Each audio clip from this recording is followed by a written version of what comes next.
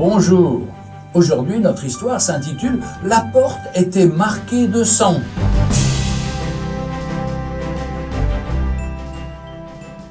Au cours d'une guerre cruelle et sanglante, un commandant fit en présence de ses hommes le vœu de massacrer la population entière d'un certain village. Bientôt, ces brutes assoiffées de sang furent lâchées sur la population sans défense. Or, il advint qu'un fuyard épia un groupe de soldats alors que ces derniers passèrent les occupants au fil de l'épée.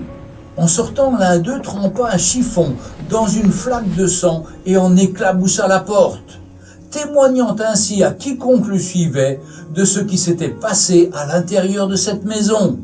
Aussi vite que ses jambes pouvaient le porter, le fugitif courut vers une grande maison au milieu de la ville où un certain nombre de ses amis se cachaient. Et sans reprendre haleine, leur raconta ce qu'il avait vu. Comme dans un éclair, il leur apparut ce qu'il fallait faire. Un bouc était dans la cour, on le tua immédiatement et l'on éclaboussa la porte de son sang. À peine l'avait-il refermé qu'un groupe de soldats se précipita dans la rue. Quand ils arrivèrent à la porte marquée de sang, ils ne cherchèrent pas à entrer dans la maison. La mort, pensait-il, y était déjà entrée et avait fait son œuvre.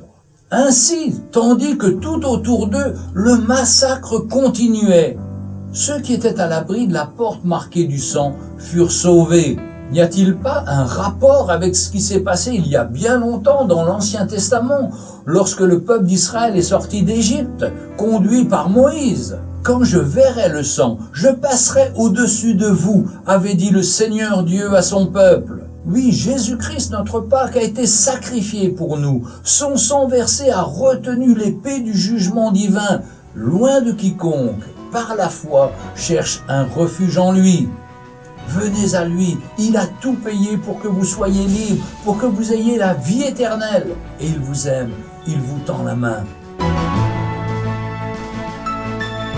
Retrouvez Un jour une histoire sur www.365histoire.com.